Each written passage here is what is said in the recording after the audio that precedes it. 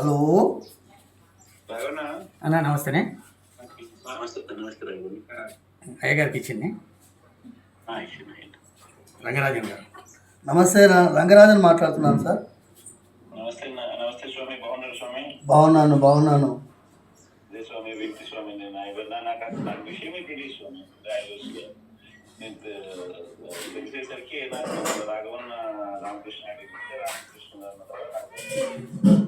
చాలా భయంకరమైనటువంటి ఒక ఘట్టం అండి.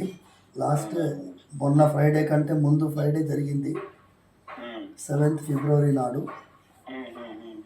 And some 27 people entered my private room, and then they were saying that they are followers of Ramarajyam, and they wanted me to work for Ramarajyam.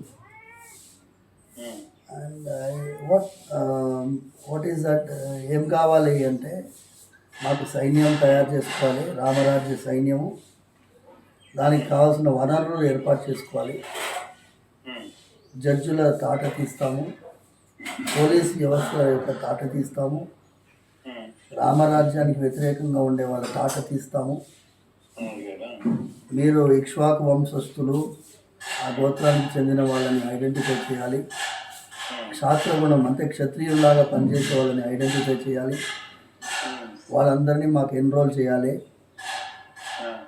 దానికి కావాల్సిన వనరులు వైశ్య గుణం ఉన్నవాళ్ళు అంటే బిగ్ ఇండస్ట్రియలిస్ట్, బిజినెస్ పీపుల్, వాళ్ళని ఐడెంటిఫై చేయాలి.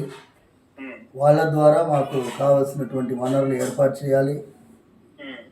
ఇవన్నీ చెప్పారు. అన్నాను, ఇది కాదు కదా రామరాజ్యం.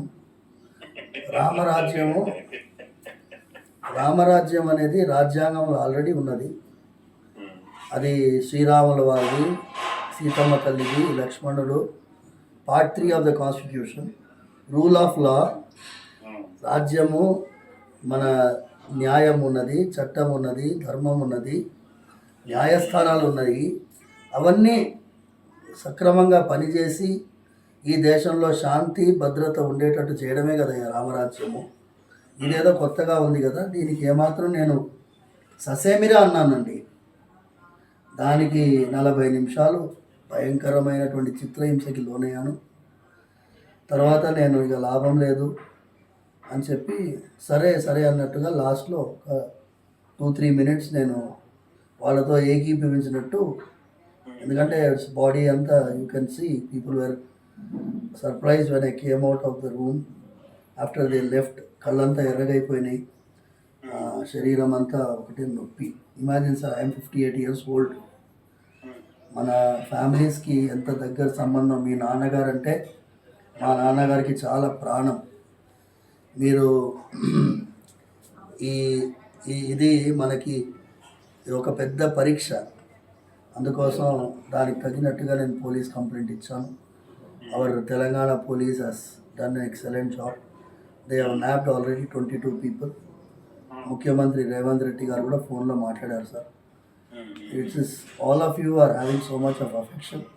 మీరు ఫోన్ చేయడమే నాకు 1000 ఏనుగుల బలంలా ఉంది.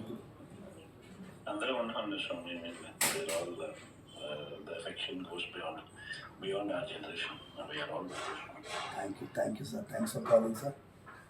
రాఘవరెడ్డి గారికి మా ఫ్యామిలీకి ఇవ్వాలది కాదు సార్. మీరు మీ నాన్నగారు చేవళ్ళకి పాదయాత్ర ప్రారంభించే ముందు రాఘవరెడ్డి గారు నాన్నగారు ఉన్నారు. ఆయన అన్నారు ఒక మాట, మా టెంపుల్లో స్వామివారు వెలిసింది గుణాల మాధవరెడ్డి గారికి కలలో. ప్రతి ఏడాది ఆయన పాదయాత్రగా తిరుమలకి వెళ్ళేవారు. నాన్నగారు ఏమన్నారంటే, గుణాల మాధవరెడ్డి పాదయాత్రగా తిరుమలకి వెళ్ళారనేది స్థల పురాణం, కానీ ఈ కొండా రాఘవరెడ్డి మాత్రం ప్రతి ఏడాది పాదయాత్రగా పోతాడు, ఇది ప్రత్యక్షమైనటువంటి నిదర్శనం అని చెప్పారు. అలాంటి ఫ్యామిలీ మనిషి సార్ మాతో ఉన్నారు. ఆయన పాపం మీకు తెలియదు, నేను మాట్లాడిస్తాను. మీరు మధ్యాహ్నం ఇవాళ శివాజీ జయంతి, చిలుకూరులో మేము రామదాసుల వారి గోష్ఠిగా ఏర్పాటు చేసుకున్నాము. ఇంకొక అరగంటలో వాళ్ళు పాట పాడే వాళ్ళందరూ వస్తున్నారు. అందుకోసం మీతో ఈ టైంలో మాట్లాడాలని చెప్పాను. ఫోన్ చేయడం నాకు పెద్ద బలంగా ఉంది. Thank you sir. Thank you.